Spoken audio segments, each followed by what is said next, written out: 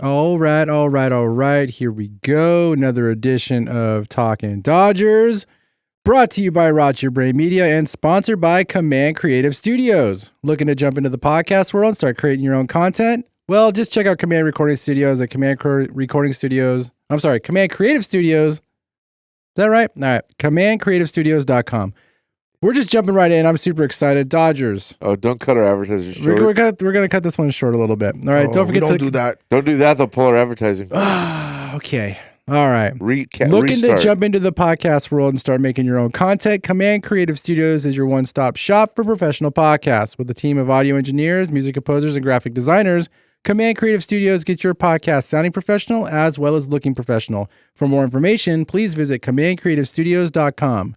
Don't forget to click that like and subscribe button. Help us spread like a virus. Like a virus.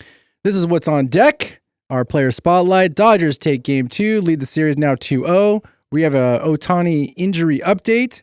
We're going to recap game 2 and we'll preview game 3. Just really quick, Mike, Max, how are you guys feeling? Let me know. Go, Mike, go. I'm a little how do I put this politely? Take your time. Okay, so I believe that Dave Roberts' arrogance currently right now might get the best of him if he's not careful. Wow. You just can't. Arrogance. Dude, Oh, you go we're right up into 2-0. hot take. Oh, my God. He didn't even say how you guys. He didn't you say could be hi. excited right now. We have 2 games up on him. You're just all of a sudden just, okay, He didn't even say hi. He went straight for high heat, this guy. Hey, kind of like Kopech's fastball. He's coming in hot. Yeah. All right, you know what? Let's just jump into that, No, Mike. yeah, so Let's jump into what are you seeing arrogance-wise? I understand, okay. I gave my take. I know you guys probably didn't listen to my solo take, but I had a whole thing on how I felt that the only decision that Roberts made in game 1 that I had an issue with was that he decided that he wanted to have Kike do a sac bunt with a runner on first and second with no outs, and you have followed behind Gavin Lux and Will Smith. 2 guys who are not produced. Like I understand Will Smith has 2 home runs in the postseason, but other than that, he doesn't have a lot. So you take one of your hottest hitters, your clutch hitters, the guy that you basically signed because he's clutch in the postseason, and you have him sac bunt over a runner to third and second. Like that upset me. Yeah, but luckily at the end of that game, there was a walk-off grand slam, so I didn't have to get really too crazy about it.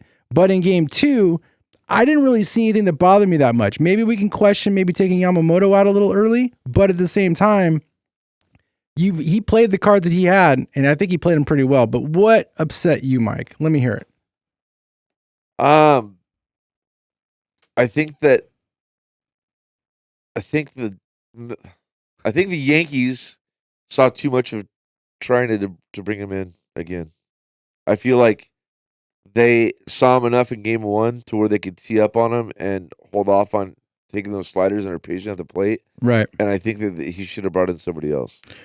Can I both of your points to be a stat I'm not guy, saying analytical I'm not guy saying for you guys? I'm not saying Triton's No. not an elite level pitcher, but they saw him for 2 innings the night before. So you're onto something because they're finding out analytically now that when lineups see the same relief pitcher multiple times, it's the same is happening like when a starter goes the 3rd time around a batting order. So Mike, that's a great observation, and people are the analytical world. They're starting to notice that too. That and the Dodgers are great. They understood that because if you remember the last series against the Mets, it was ridiculous. The stat was Francisco Lindor faced 9 different pitchers because they did that purposefully to keep him off balance because he was a key part because they just like all the other analytical teams are realizing when a batter faces even high elite pitchers. The Yankees had the same situation with the Guardians. They saw Clase so many times they started to hit him, and the same thing with their setup guy. I forgot his name. I apologize. The guy that Soto hit the home run off of. They saw him so many times in the series. Or both of those guys, even though they're elite relievers, they started hitting them. And then Robbie, for your take with the bunting over, it's one analytics is stupid because I pulled up the probabilities. runner on first and second, 0 out, you usually have a 61 to 64% chance of scoring. Runner on second and third with 1 out, it's 65 to 68. So it's just a small smidgen percentage more likely that you're going to score. So because analytical people don't believe in hot, which Kike is red hot, they're like, well, we can't believe in hot, so we're going to make them bunt to increase our probability of scoring. Whereas you're not increasing it by like 10 or 20%. You're increasing it by what? 4%. Is it really worth it? That's another reason why you shouldn't. It was kind of like, why are you doing this? Yeah. And both of those are good takes, guys. I don't want to say that like I came off super critical, but as a fan watching that, to me it was too like obvious of a call there, and like I think he should be cautious with it because he's done so well now. And the biggest take on that, my trying to take, is what Chisholm's at bat. Mm-hmm. He threw is it a slider or a breaker ball that he throws so dirty? It's a sweeper. Okay, so the sweeper, he threw 7 straight sweepers or whatever the hell it was, and on the 8th one, he hit a BB into right field. In my opinion, he should have went with fastball and switched it up a little bit. Even though he doesn't throw an elite level fastball, you throw him enough pitches, you see enough time, you're going to time it up and hit it. No, first of all, China does have a really good fastball. I'm really shocked he didn't throw it more. He might not have maybe feeling that pitch that day. Mm-hmm. Correct. But you know what? You're not wrong, because I do think last episode when I did the solo one, I did mention that I didn't think they were even going to use Triton for game 2 because he pitched so much in game 1. Correct. I didn't think he was an option. I wasn't sure about Vessier, which I think obviously they decided to bring it. Yeah, they did Vessier 1 pitch, but that was like a last-ditch effort because obviously Triton didn't have it. Yeah. And I didn't know about Gratterall because they're both coming back for injury. So I didn't know if they would do a back-to-back with them. And obviously I think that was the plan, to not do a back-to-back with them. I thought that they were going to have Kopech close, and they would have brought in Brazier. And that's what I agree with that. I was shocked, but at the same time, I understand that Kopech and Trinan are both better pitchers than Brazier. I agree. And so I think they wanted to go for the juggernaut. They wanted to go for the kill because they had the lead.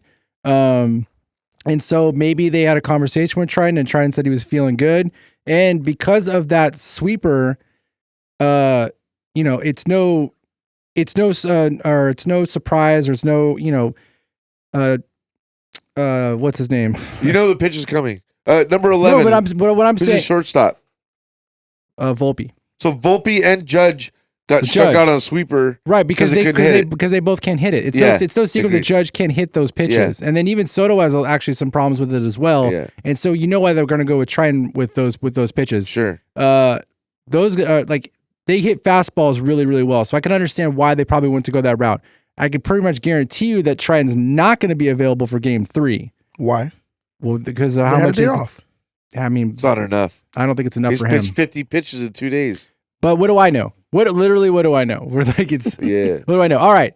So, but you're not wrong, Mike. You're like, I was a little shocked with that, but I think I think he handled it well. Obviously, if the Dodgers lose, then I probably don't think he handled it well. I did think that they maybe should have pulled him out maybe a little bit sooner, but at the same time, like, he has that pitch that when it's on, it's hard to hit. And he landed some really good ones. Granted, he did overthrow a couple of them that went to the dirt, but there were some really good ones that they didn't swing at, which they held up. They were really good at not swinging at some of those pitches that were good. At the end of the day, I have one other take on that. You made another topic that I wanted to bring up is I'm not too impressed with the plate umpires and their calls at the plate. Robbie, you and I talked about it pre-pod. You should have listened to that solo episode. And I missed it. There was some 0-2 count or 1-2 count strikes that were not called on the outside corner on Trinan several times. Like, let me recap something for you. Go ahead, recap it. Let me recap something for you that I said in the last episode. So Flaherty and Cole pitched they both pitched gems. Okay. And really the only run that Cole got on him is actually because of Soto's a bad right fielder. Like, that run shouldn't even have counted. And if you want to think about it, and this is what I said in the last podcast, if Soto was at least a decent right fielder, the Dodgers don't win that game, because Kike would have been held to a double at least. Most likely should have been a single if it was an elite right fielder like Betts. However, he was like lazy getting to the ball. However, because Kike got a triple from it, and then all of a sudden he gets a sac fly from Smith. But regardless of that, that makes sense. Because besides that, they both had pitched really good games because I think the hitters didn't know where the strike zone really was. And so the Dodgers couldn't really play their game, which as far as laying off of bad pitches and not swinging out of the strike zone, because that strike zone moved drastically on both sides. They had no idea really where the end zone was as far as like there were pitches being called high in strikes, and then all of a sudden they weren't being called strikes somewhere, like high, like low and outside, and all of a sudden it was all over the place. The umpiring was terrible the first game. The second game, it wasn't as bad, but I still think it was pretty bad. And that plays a big part into these hitters. They don't know what they're like, how they're supposed to attack the pitchers. And the pitchers, I can see their eyes wide, like, oh, I'm going to keep throwing it out here because eventually they're going to get called a strike on it. And so I think a lot of calls went towards Flaherty and a lot of calls went towards Cole. I didn't see it as much in the second game, but it probably lingered over into the second game because it's been really bad. I'm really shocked that these umpires are the ones that are actually calling this game. Like we talked about that 2 episodes ago. They have those weird metrics why they chose these guys, but it's bad. It's real bad. I mean, the first game is real bad, dude. Yeah, because I mean, I know because there's a video of Cole throwing 2 sliders. And they're literally, you know how they overlay the pitches? It's literally like one is half of the other one. Like imagine 2 circles, and it's like this. And one was a strike, one was a ball. Like I always said, when it comes to umpires, as long as you're consistent, if you're going to consistently call it outside is a strike, stay a strike. Because then the batters know, the pitchers know on both sides. That's what it is. But when you're inconsistent like that, where one pitch is a strike and the next pitch is in the same vicinity, basically the same location, you call it a ball.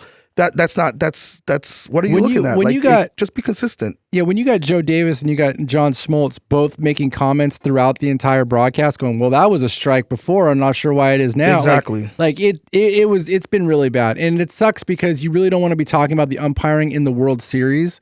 But since it's happening on both, it's a wash. Yeah, but it is happening on both. It is a wash, but at the same time, like it is. They need the better metrics to picking these guys. But you don't want. It's not Las Diaz and Angel Hernandez at least, right? You don't need a third opponent though in the World Series. Agreed. And right now, having a bad umpire is the third opponent. Right now, all you want to see is the 2 juggernauts going against each other. And so far, I mean, it's happening for the most case. But if you have a pitcher, if you have an umpire that actually calls a good game, that changes the outcome drastically. If you think about it, drastically it changes it.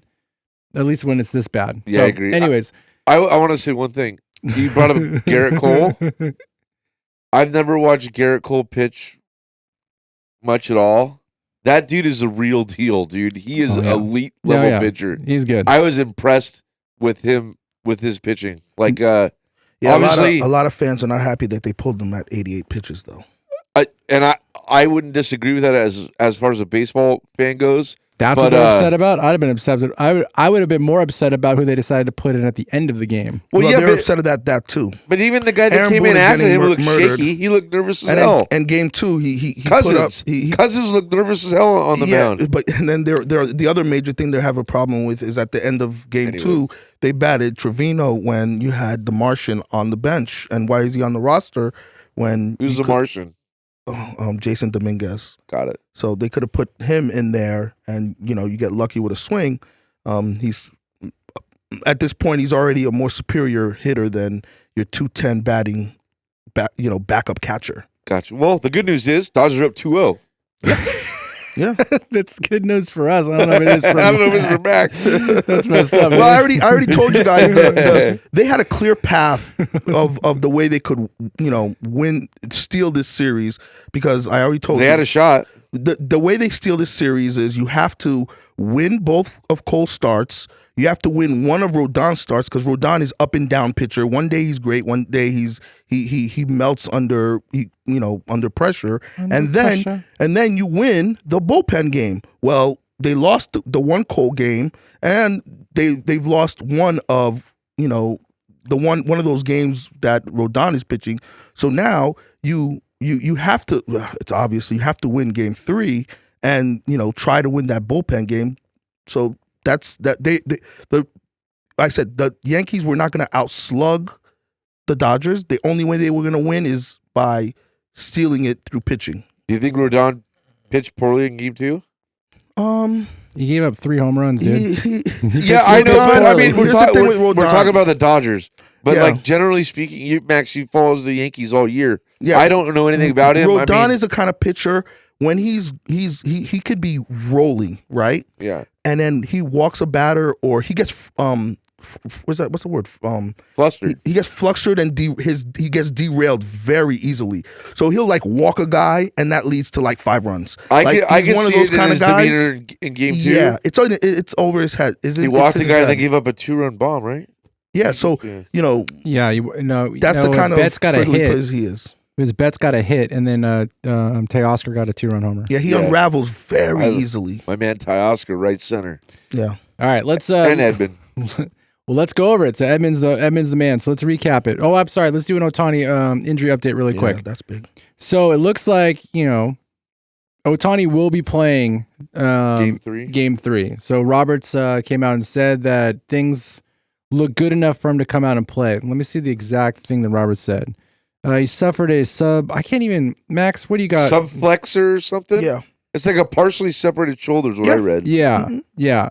And so anyways, I guess the movement's good. The strength is good. Everything's good with the arm. It's not his throwing hand. It's his left hand. So regardless, it doesn't matter. I guess it's like the way, because he is left-handed when he hits. He swings. So it's his front arm. Yeah, it's the one that does it's his left arm. His left. It's his left arm. It's his back arm. So it's the one that has the least amount of movement. You know what I mean? Yeah. So when you follow through, if you're left-handed, you're going to follow through with your right arm. Yep. And so that's the one that's got a lot of movement on the shoulder. Your left one, which that's the one that he slammed down on the ground, that one's not going to have as much rotator cuff movement kind of deal thing. Yeah. So it shouldn't hinder his swing too much, is what I'm saying. Yeah, they said no it's more just going head to first be slides. Discomfort. He ain't stealing anymore for the rest of the series. I'll tell you that right now. Well, and so I didn't know, like, I just took Ohtani's stolen bases throughout the season for granted. I was doing a little research and reading up on it. They've always been concerned about his sliding technique and that he's never slid that great.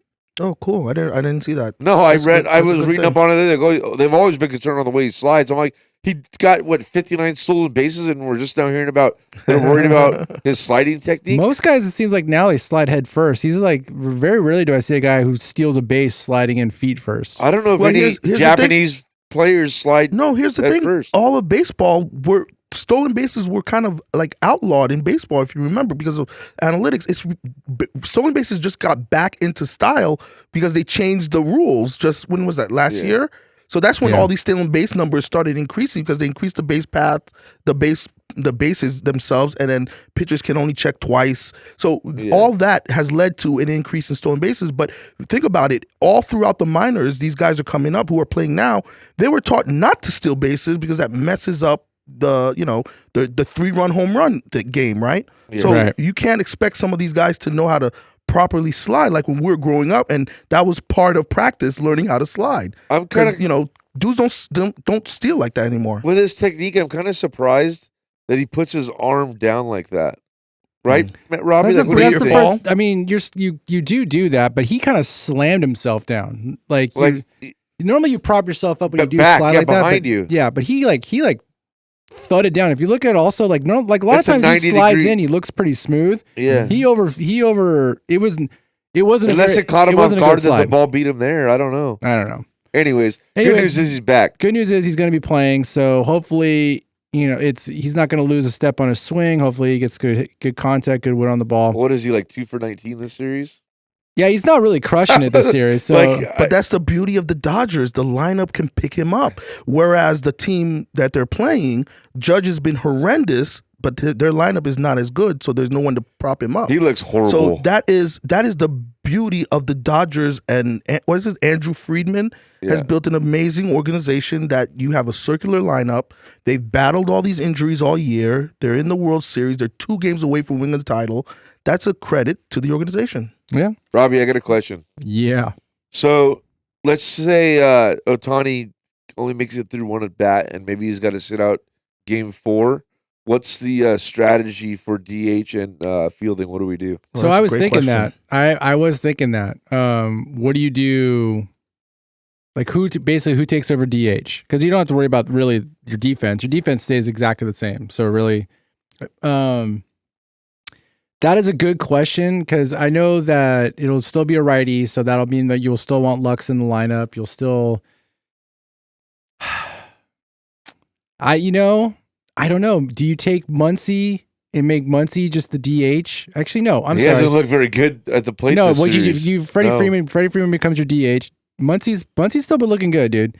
Muncy still has good at bats. He hasn't been crushing it, but his at bats have been looking decent. I would move Muncy to first base. You have Freddie Freeman DH. Move Kike to third, and then obviously you have Edmund still at shortstop. Lux still in center in second base, and then you put Paez in center field. And there you go. Now you get to rest Freddie Freeman with his legs, with his bad ankle, and you still have a solid defense. That's what I would do. And I think that's probably what they would do. But we'll see.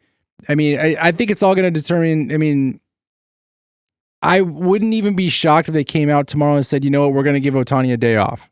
And so Ohtani doesn't play game 3. Kidding me? Or Ohtani's playing, bro.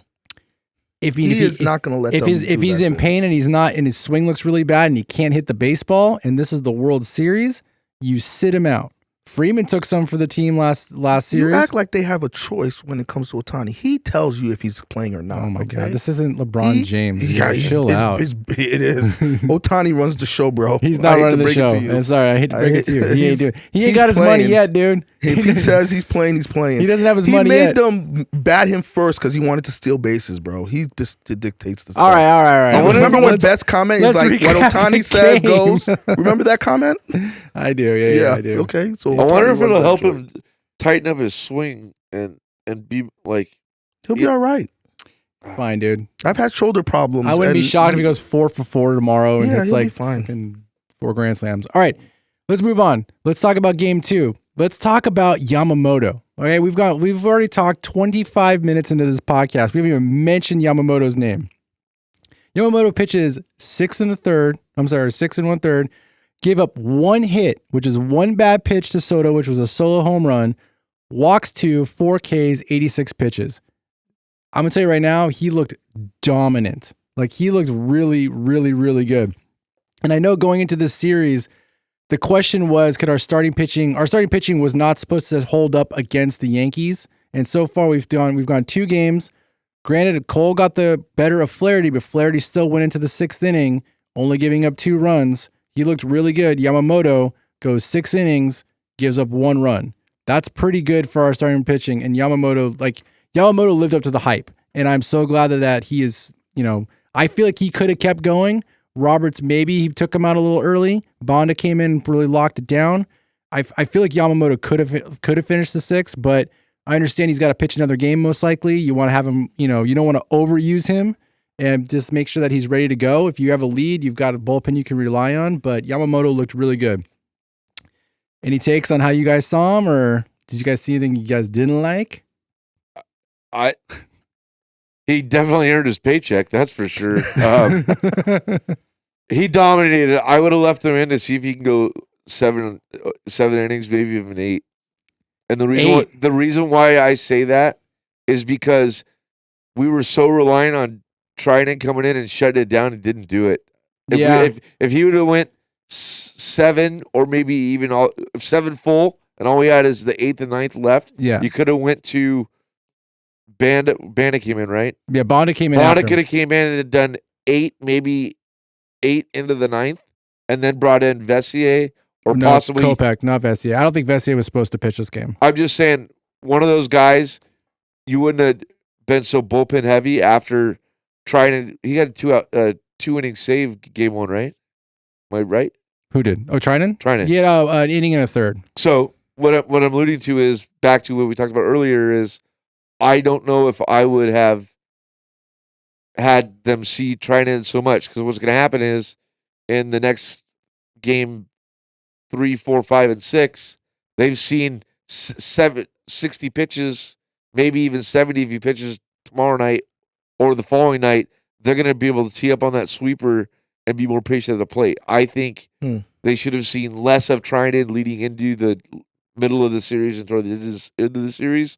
And the way that Moto was pitching, I would have left him in there longer, and then went to Banda or Kopech to finish it up, and tried not to pitch Trinidad at all. I think that if the Dodgers had a reliable fourth starter, then they might have let Yamamoto go longer. The fact that they know that they have a bullpen game and they're going to have all hands on deck, and that they're trying to probably preserve some arms that, don't handle back-to-backs as well, or, probably need 2 or 3 days off to be as efficient as possible.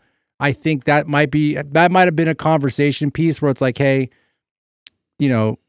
let's not overuse certain people for certain situations. I don't know. The only reason I say that is because Yamamoto is pitching so well. Yeah. That's the only reason I say that, is because he gave up 1 hit. If he had given up, 6 or 7 hits and they were teeing off on him, sure. I just felt like 86 pitches to help you out with that. Yeah. I would have possibly left him in to see him to finish the 7th. It's 7. I mean, full 7 innings is a nice round number. I agree. Either way, it could have been good. I mean, we got the win, and again, I wouldn't be saying this if trying to shut everybody down. We'd have the bases loaded in the bottom of the 9th. Like, if he shuts him out, I wouldn't have that take. Well, I agree. My thing is, so far, he came in with that huge expectation because of the contract and never had thrown a pitch at 25, 26 years old, and he's had a really solid rookie year. He got hurt a little bit, but if you look at his last couple of starts in the playoffs here, dude, that game, the second time around against San Diego, he shut him out. Yep. The Mets series, huge game. Mets series, another solid lineup. Only gave up 4 hits, and then here with the Yankees 1 hit. So he's really turned it on when it matters, and that was the thing with him, right? He was a big game pitcher in Japan, and at a young age, he's shown up at the biggest stage. So yeah, and he looks calm. Sorry, I'm cutting you off. I cut everybody off. I'm waiting for Robert to call me out because they do it all the time. It's all good, it's man. Coming. No, I will. Okay, so back to Yamamoto. You just hit a prime point. The stage is not too big for him. Like, the way he's pitched, like, I'm impressed by it in the biggest stage when he looked kind of not great in the leading into the postseason. But impressed nonetheless. We're up 2-0. Yeah. Hey, like, we always joke about, all these pitchers get hurt when they sign these long contracts, but hey, he wins your World Series this year. That buys him at least a year off, right? Yeah. No, totally. All right, so Kopech comes in after Bond up, does 1 inning pitch, gives up 0 hits, 0 earned runs. Obviously, strikes out 1, looks a lot better this time around. They go over Trident again in the bottom of the 9th. He only lasts 2 innings. Bases get loaded. 1 run comes in and scores. We'll talk about the scoring sequences and stuff later on. But Vessier comes in, throws 1 pitch, fly out to center field, ends a game.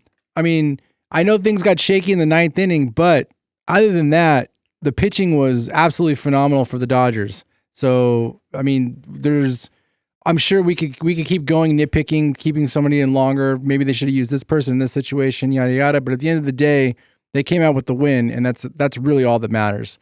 Key players on offense. Ohtani goes 0 for 3, walks, hurts his arm. We talked about that a little bit. Betts 2 for 4, looking really good at the plate. Teoscar 2 for 4, 2-run homer, 2 RBIs. Freeman 1 for 4, another home run solo. Edmonds, another home run, 2 for 4, double home run. I'll tell you right now, the conversation, obviously, if the Dodgers win the World Series is right now, does Tommy Edmonds get another MVP World Series? Or I'm sorry, does he get another MVP during this postseason in the World Series? Or does Freeman take it? Right now, I think Freeman's got the edge because obviously he hits the grand slam and then he hits a homer this game. But Tommy Edmonds is also started this series on fire as well. So I think it's right now, it's between those two at the moment. Yeah, and he had that huge defensive play too. And he's got the huge defensive play. That was a big play. That was a really big play. That was a huge play. Hey, did your heart stop when they hit that fly ball to center? Yep. For a second, because they'd be so poetic for the Yankees to then hit a grand slam to take the lead. Yeah, if it was Jason Dominguez, maybe. Okay. Well, the way he jumped out of the box, he made it seem like that ball gave it a ride, and then Edmund, kind of settled underneath. He did have his moment. It's good to I keep seeing in social media the Talking Yankee guys. Yeah. And they keep showing like all the other guys, like everybody's moments on their watch parties and stuff, like, oh, and they all put their heads down. And like they keep replaying the Freeman home run, and they replay it like Freeman's second home run, like, why do we keep pitching to him? And I understand. Obviously, it'll take a turn, and I'm sure the Dodger fans will feel some pain as well throughout the series. Hopefully not. But Probably not. Probably not. You know, you don't have a pitcher who hasn't pitched in God knows how long, who doesn't throw hard. You bring him in to throw a lefty, a groove pitch at 92 miles an hour. Groove pitch. Dude, he threw a fastball at 93 miles an hour on the inside corner of the plate to Freddie Freeman. Like, It was a bad pitch. Any lefty would have tattooed that ball. He definitely missed his mark. Barry Bonds up there, that ball is still going. oh yeah, Griffey, it's out of the stadium. Yeah, Freeman murdered that ball. He Murdered it. jumped- I think that was also. I think that was also the he hardest. jumped on it. That was the killed hardest ball I think he hit all season too. I'm not kidding you. I've a lot Salt of in the times when wound. Freeman hits home runs, they Yeah. barely get over the fence. Yeah, And it's a home run barely, derby ball. that was a crush. The fact that he hit it and then turned and held the bat up like he was the champion of the world. So epic. So Like, here's the thing. very rarely So do you see that epic. from Freeman. And Yankee Land right before, and people were talking about Tim Hill being like a big piece because he's there to get Ohtani hitting because Rizzo of the way right there pissed me off. the way he If throws. you're Tim watching our Hill highlights. is like that quarter arm, sidearm kind of thing is hard for lefties, and people thought he was going to be a key piece, and he's up there waiting to come in, and it goes with Cortez, and then he hits it, and then salt in the wound the next game. Hill comes in and pitches an inning and a third, and he's pretty much perfect. Are our fans watching fun. that right now, Robbie? Yeah, it's on. Yeah, Dude, if you're on when he YouTube and bi- you're watching, When he beat Rizzo, my wife was so mad. I was cursing and yelling at the thing. But dude, he crowds the plate like a mofo. yeah, but I don't understand why you're trying to throw him an inside slider if he's crowding the plate like that. I agree. that Push was him off. That's a bad pitch, but you can't push him off when it's like. It was I think it had 2 strikes on him. You did have 2 strikes on him. That Dude. was a really weird pitch call. I was going to talk about that later, but I understand you're looking at it right now. All right, so let's talk about the key moments. Obviously, we touched about it a little bit. Tommy Edmonds. All right, we can't say enough about Tommy Edmonds. I'm telling you That's right now, my guy. I like him a lot. he is such a solid pickup. I really hope I love the way he plays baseball. I love the way that he approaches his at bats. I love the way that he approaches the field. Like, he's just so smart. He's such a true baseball player that I really hope the Dodgers, I know we have him for one more year, but I really hope they lock him down and he becomes a key piece for some future runs going forward, because he is a true baseball player. But anyways, so he leads off the second with a solo home run shot, and it's crazy because like you always hear like everyone talks about like trajectory of swings. They talk about like their what's the word I'm looking for here?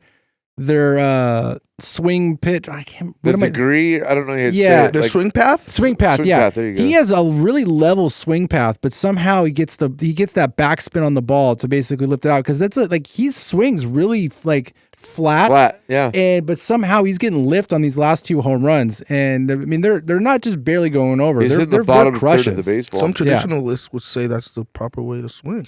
Some would, But nowadays then you everybody got wants that uppercut swing. Then you got to the hit home uppercut runs. swing. Yep. But But anyways, Tony Gwynn would love his swing.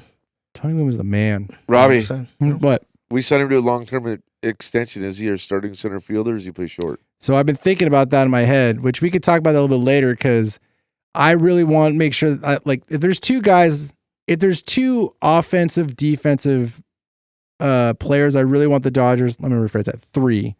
Like, I really, obviously, we love Teoscar. We love them to sign Teoscar to a 3 or 4 year extension. We're talking about Soto. Dude, they're not going He's to. not I coming. just read Soto, it today. listen to John me. Heyman Listen just to came me out and right- said John that Heyman's hold on, he's an insider, a baseball insider. He says the Dodgers, because of Ohtani's contract, will make a call. And they because here's the thing, they make a call to every top free agent. They don't sign them all, but they inquire. So You want to know why just I like saying. Soto right now? I'm just saying. Because if Soto wasn't playing for the Yankees, the Dodgers don't win game 1. Because of the outfield. Dude, he's a terrible outfielder, and he's not going to play DH. He's not. I understand. Nobody could be left And I field. mentioned it in the last episode. I understand that you said that he's in the running for a Gold Glove, but he takes terrible routes. Like exactly what we talk about with Paez. Like he doesn't know. His angles were horrible. His angles are but terrible. You're not bringing Soto in for his defense. No, bro. we're not bringing him in for his like. I His also bat don't like the is way he it. plays That's baseball. it. Regardless, I don't like the way he does the shimmy Oh, you thing. say that now, but he's a Dodger next year. You're gonna love him. I didn't like the way Ohtani. Machado played when he was a Dodger, and I'm not gonna like the way my that Soto goodness. plays. So Look, okay, hold on. I'm sure he's a nice guy, but let me go back to what I was saying. Like the guys that I want them to grab, I want them to Teoscar.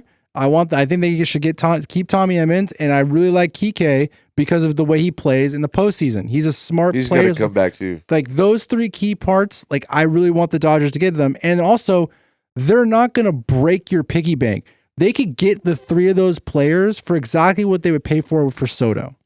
And you get 3 really good complementary pieces to go along with Betts, to go along with Shohei, to go along with Freeman with the rest of his contract. Like, dude, you've lined it up. Like, and with not forget Will Smith, like you have that's your whole infield pretty much. Who starts at shortstop and who starts at center field if we signed Edmund to a long-term deal? Well, I mean, right now, like really solid at the end of the year in AAA, so you're gonna have to go in giving him a shot back at center field next year. Outman, yeah, because he killed it at the end of the season in AAA.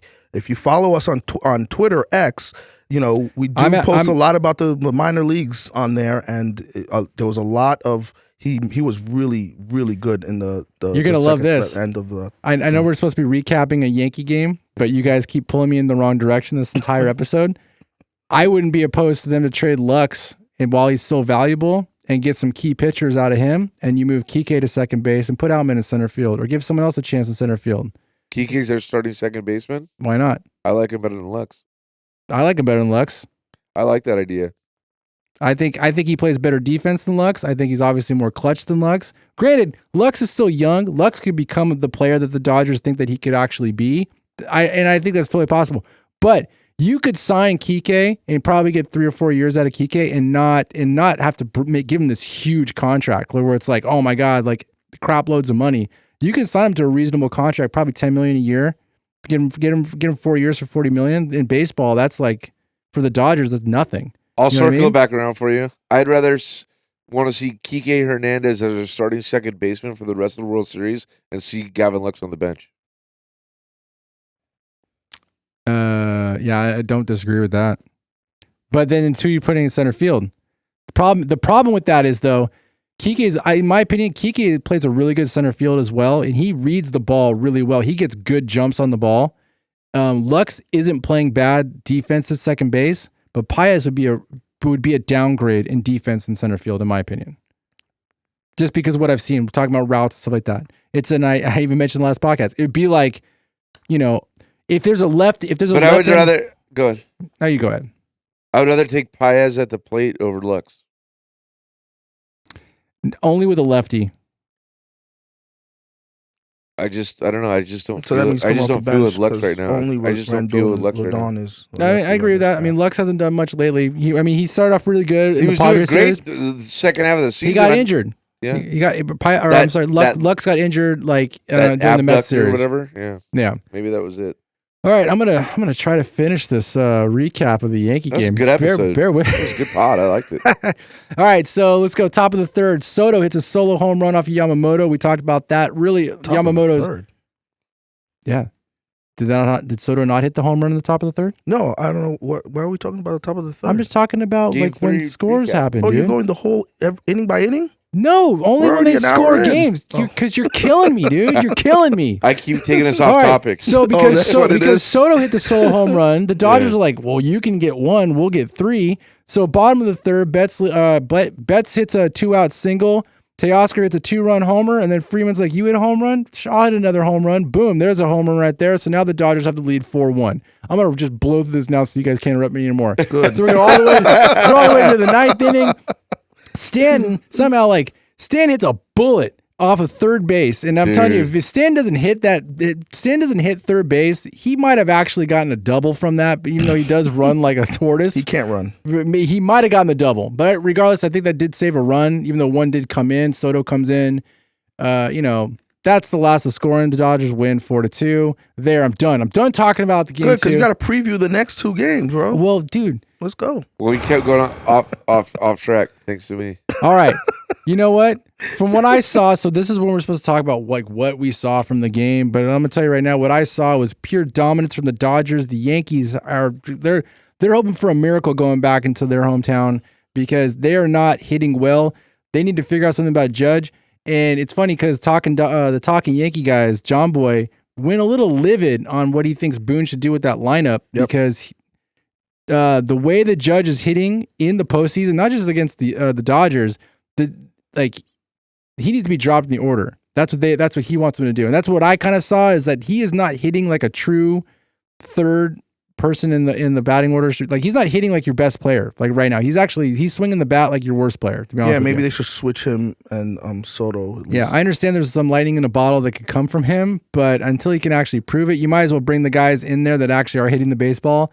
The only guy that I was really worried about this series offensively is Soto, and he somehow keeps hitting the ball exactly like I thought he would. He's a great baseball player as far as at the plate. Terrible outfielder.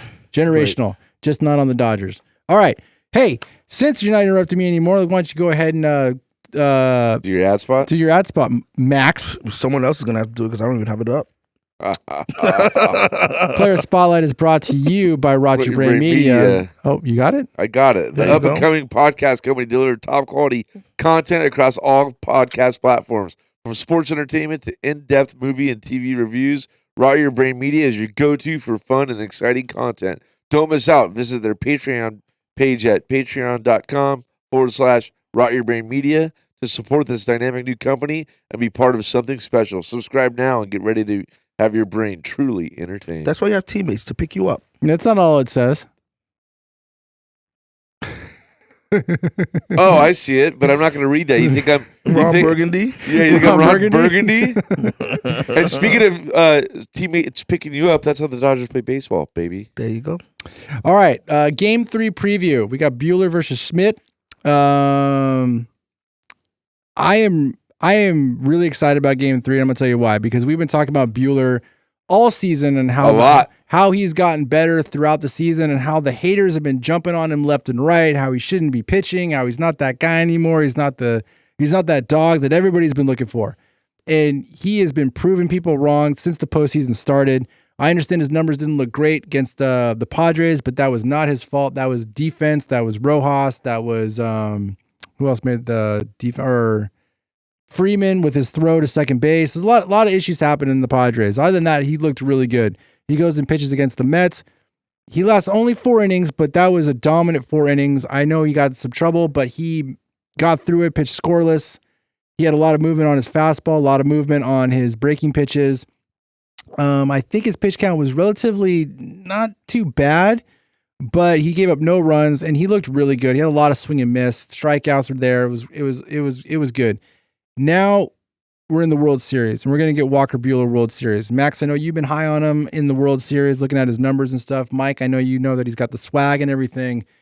What are you guys expecting in Game 3? Because for me, I'm not expecting Walker Buehler to come in there and pitch a shutout and go 9 innings, get a no-hitter, look like the greatest pitcher known to man.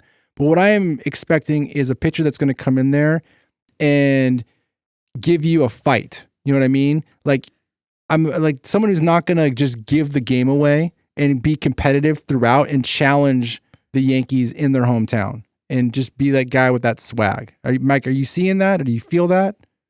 I'm a little nervous. So this has nothing to do with Walker Buehler. And in the sense that Game 3 to me is a trap game. Okay. Because we're up 2-0 and the Yankees can't afford to go down 3-0. Sure. And I'm a little bit nervous for Walker Buehler. However, he's a gamer, and I think he'll be bringing his best stuff. I think I'm a little wary of the outcome of that game just because it's Game 3, and the pressure's on. The pressure is on the Yankees to win that game.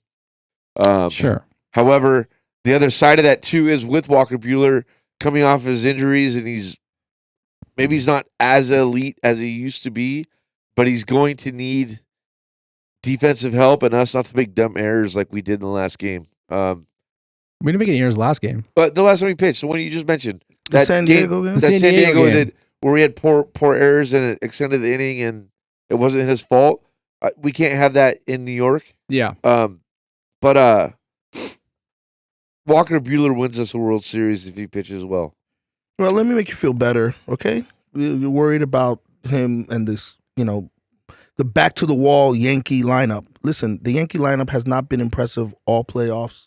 We talked about this before. Just two guys. They had clean path to the World Series because, the real opposition's Both got eliminated early. So this lineup is not a scary lineup as you would think of a typical team in the World Series.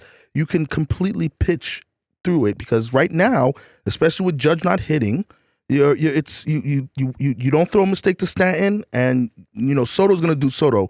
I don't think you can get this guy out. No. But he's not gonna win it. He's seeing the ball really well. Yeah, but and Stanton, you can pitch to Stanton. Just don't give him a fastball mistake. He's susceptible to sliders away and breaking balls. So you can walk him. So and then the rest of the lineup, there's nobody that you should be afraid of, or Walker Buehler should be afraid of. That's gonna light him up. As long as that's of course if he doesn't have his stuff. Now any lineup will beat a pitcher who doesn't have his stuff. Right. But if he has this, because his mentality is what I like, because that's why he's always performed well in the playoffs. So I don't expect him to implode in Yankee Stadium. The ghost of Yankee Stadium. First of all, it's a new Yankee Stadium. Some of those ghosts didn't get the memo to come over to the new plot of land. So you shouldn't be worried about that side of things. Will Judge wake up? Who knows? But I still think Walker Buehler is in a solid position to pitch well. I'm not worried about him. Well, let's not forget that's why he's starting Game 3 too, because they know he has the mentality to go on the road and give you a quality start. He's in a contract year too, so he's pitching for some money, right? To dominate. Well, here's another thing also, and then I was thinking about this because remember there was conversation going whether Buehler was going to pitch 2 games or was it going to be we're going to have 2 bullpen games, and so they didn't actually clarify who was going to be pitching Game 3 until I think yesterday. Yeah, and so that means I think they're seeing something in Buehler in the bullpens that he's throwing right now, because it's not like he's just sitting around. Like he's still working on. He's still throwing some stuff. I think he's getting stronger as a. I think because what they're seeing from him, I think they're realizing that he is getting stronger, and that's why they decided let's use him 3 because we're going to want to use him 7 if it goes to 7. And so because if they didn't, that means that they would need to use him on 7 on a shorter rest if he pitched 4 on Game 4. You know what I mean? Yeah. So I think that alone right there is definitely positive. I mean, look, I was scared when they were going to do Flaherty Game 1 just because of the last game that he had when he had it looked like he had dead arm, or like said they had a cold or flu, whatever the case was. He looked like a terrible pitcher against the Mets in Game 5.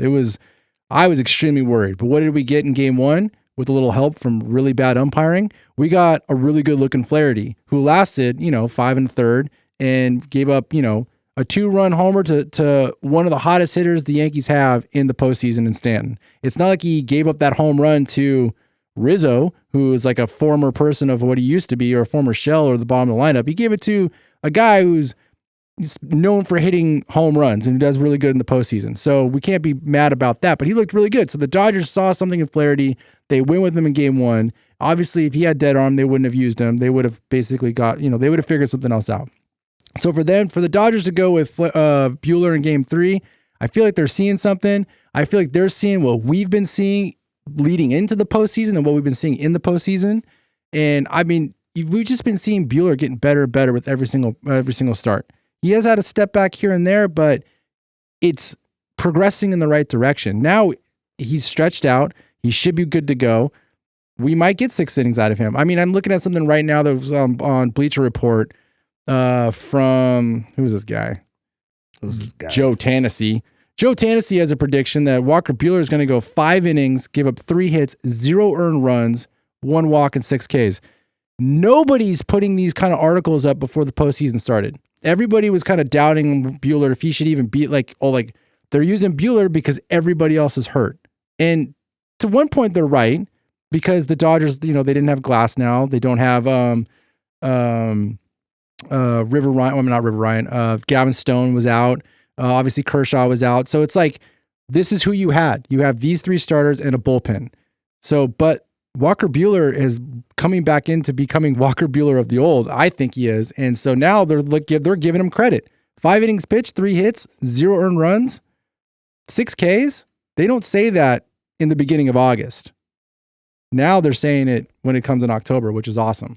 Yeah. So I'm looking forward to it. You're onto something there. I think he's coming right into his strength. Yeah. Of just getting back to what partially of what he used to be. But I think you're spot on. I think he's hitting his stride right now. Yeah, and also obviously it's the best time to hit your stride that Game 3 of the World Series. And also his back's not against the wall. You know what I mean? They're not going into New York being down 2 games or being even 1-1. Yeah, he can go in and pitch his game and attack them and not feel like he has to pitch around them so much and kind of make them. I mean, because he's not as much of a beat you. Yeah, he's not as much of a strikeout pitcher as he was back in the day. At least not right now. Maybe he's come into it or whatever. So he's going to pitch more to contact. And what you've been seeing a lot is a lot of soft contact being hit from him, and that's why the Dodgers made the errors in the infield and stuff like that, because they're hitting weak balls. The Dodgers were just not making the plays. You know what I mean? So now he's got to strike out stuff. Now he's got that going on. I think we're going to see a good game from Buehler. And then the way that the Yankees have been swinging the baseball bat as well, I think that all favors towards the Dodgers as of right now. Granted, it's baseball. Things can change, but right now I feel pretty good. I mean, I feel better about Buehler starting tomorrow than I did about before Flaherty's start in Game 1. Let's just say that. Okay. I like it. So, Max, Yes, Clark Schmidt has never pitched against the Dodgers, correct? Correct. He's a young guy. He has he's only 28 years old or so. Listen, he has 4. The thing with him, he's been really solid, to be honest with you. He's not going to give you a lot of length. He's going to give you 4 to 5 innings, but all year I think he's only given up 4 runs, once. Every other start it's under 4 runs. Because he does mix it up. He has like 4 pitches that, let me put on. He has a cutter, a sweeper, a sinker, and a knuckle curve. And he gets he gets really good whiff rates on all 4 of those pitches. Okay. So he mixes it up a lot. He's not going to overpower you, but, he has consistent, mechanics and arm angle. So all the pitches are coming in looking similar, and he gets good whiff rates. So it's, again, soft contact. He's a solid middle of the middle of the rotation kind of pitcher. That's just solid. He's not, he's not going to be your ace. He's not hittable, but he's not Cole. Yeah, he's not Cole, but he's very respectable. Okay. Yeah. All right. So last question I got for you. You're looking at the stat. Luis Hill, the Game 4 starter. Now that guy, he only has like 3 pitches. He throws a lot of fastballs. Like half of his pitches is going to be his four-seam fastball because he has a lively fastball. So and then he has a slider and a changeup. So he's even younger. And he just throws hard. He hasn't mastered his secondary pitches. That's why he's starting Game 4. There was talk he was going to be in a bullpen if Stroman was pitching better towards the end of the season, which he wasn't. So you get Hill to pitch. So he's a fastball guy. So get ready to swing at those. Let me ask you this: not to jump already into Game 4, but if the Dodgers take Game 3, does Cole pitch Game 4? Possibly, yes. He probably will ask for that. Yeah. On short rest. You know who loves fastballs right now? It's Freddie Freeman. Oh, for sure. Okay, so what I was going to ask though, with Buehler, I know Buehler's probably got some stats against some of these Yankee guys. Anybody hit Buehler really well in the past? Oh, that's a good question. Because I don't think Buehler saw him this year.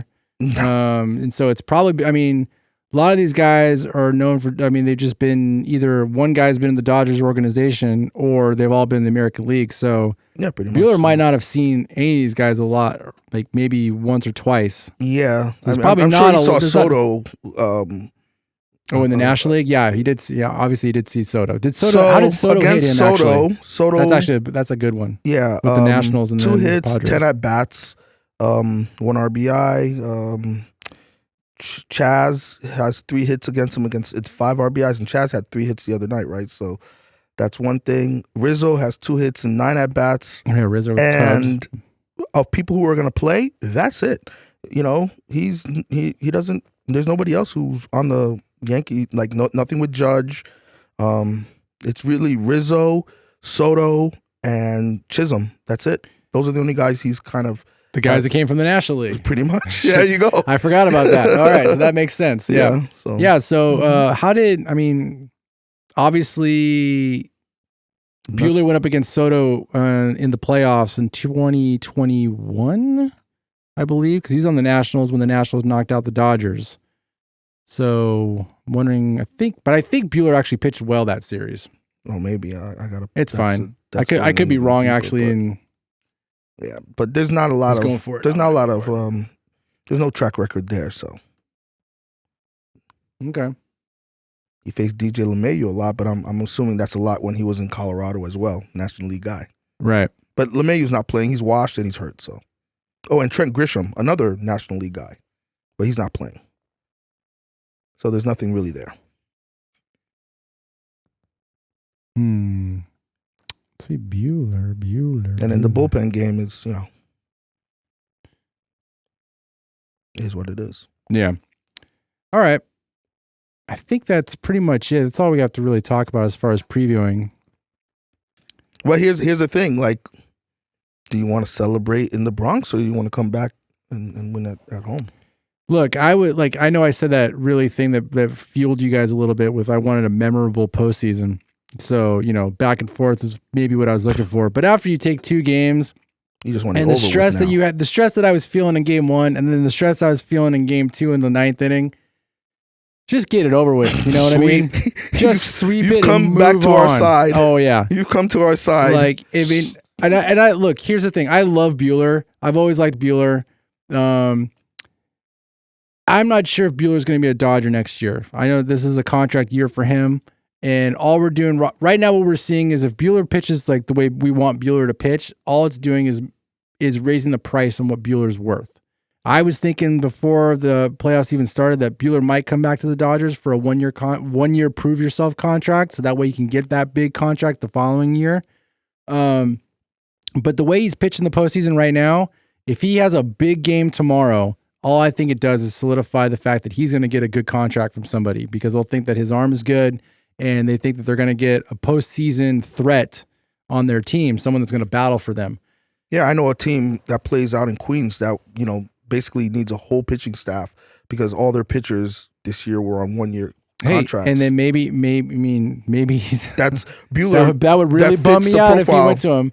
That's that the profile of who you just said. Yeah. A team that's relatively close to have a lot of money that needs pitching. The Mets only have 1 pitcher on their staff right now that's under contract. So the reason Buehler makes a lot of sense there. The reason why I say it though is because I like Buehler, and I would like Buehler's stock to rise, whether if he's with the Dodgers or if he gets that contract that he deserves. Because I don't think he ever got a chance to get that big contract. How old is he? 30. He's 30. He pitched in college, and then he was in the arbitration mode until he got Tommy John surgery. So, or second one, because I think he had Tommy John before he started pitching for the Dodgers, his first one at least. I think we talked about that earlier. So he hasn't gotten his big contract yet. And so this was the time he was supposed to get it. And so now he's basically, he might still want to do a prove me contract thing to see if he can get bigger money. But right now, like if he pitches well, like he's going to get it. And I hope he does get it. He seems like he's a good pitcher. He seems like a good guy. I mean, I would love it if it's with the Dodgers. I just don't know. If the Dodgers decide, hey, we're going to become a 7-man rotation, yeah, we need this guy. Let's sign him to a 6-year contract. That would be amazing because you're going to have Kershaw 1 more year. He's going to be gone. I think he retires after he gets his 3,000. Was that he's going for his 3,000 strikeout? I believe that's what it is that he's going for right now. That's why he's definitely coming back next year.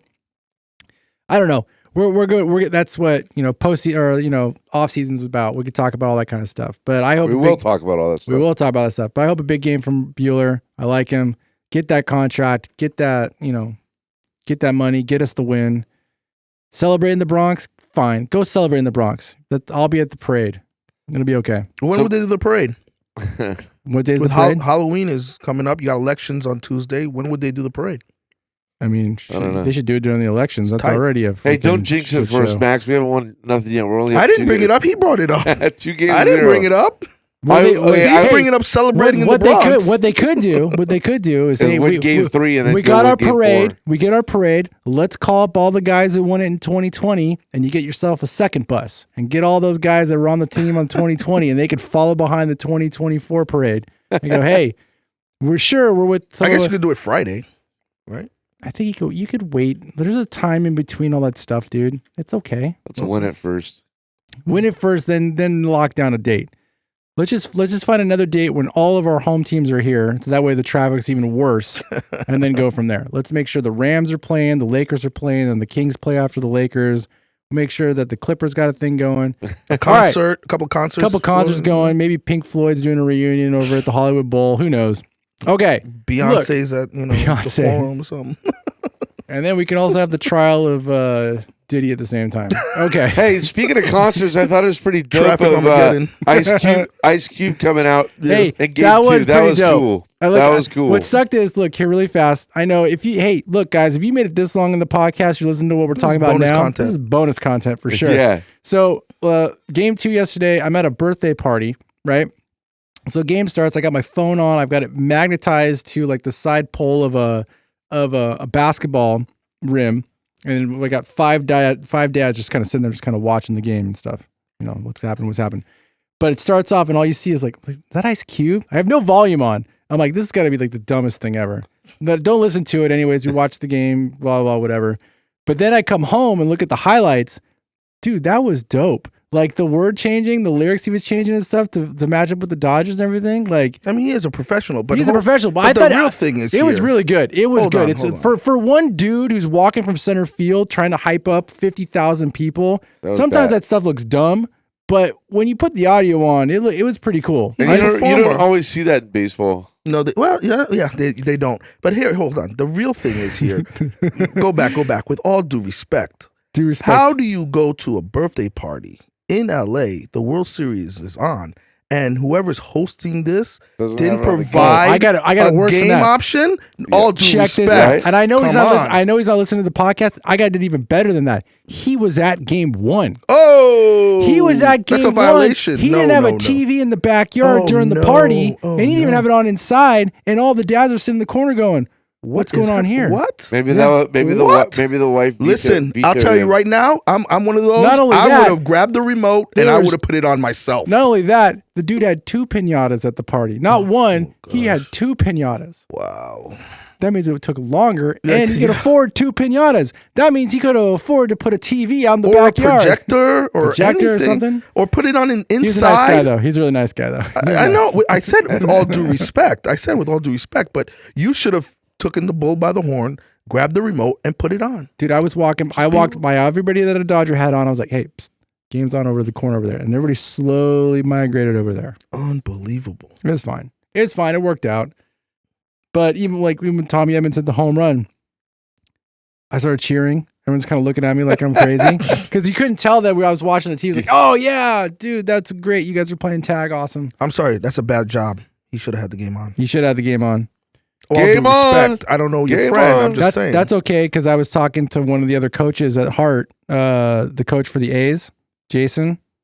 Their practice got canceled on Friday because none of the directors took on a slot to open up the field because everybody wanted to watch the Dodger game. So he didn't even have his practice.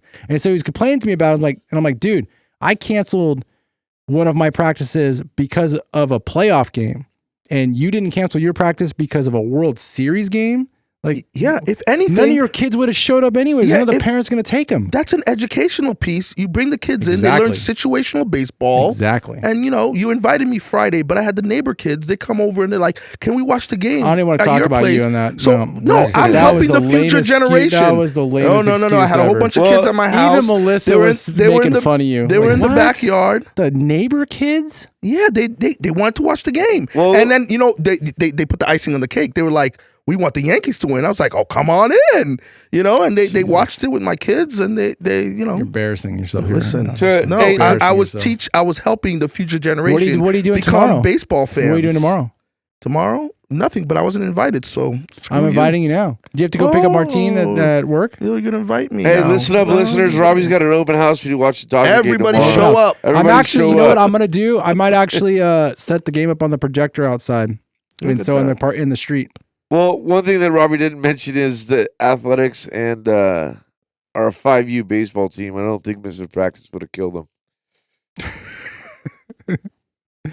Okay, that's going to do it for this episode of Talking Dodgers. Thank you so much for listening. If you've listened this far, you must be a fan. Please go click that like and subscribe button. Help us spread like a virus. Like a virus. I did it for the kids, and he's bad-mouthing me. Him and his wife complaining. I'm opening up my door so kids can watch the World Series. I'm the bad guy. You're the bad guy. Go check out that Patreon page at patreon.com/RogerBrainMedia.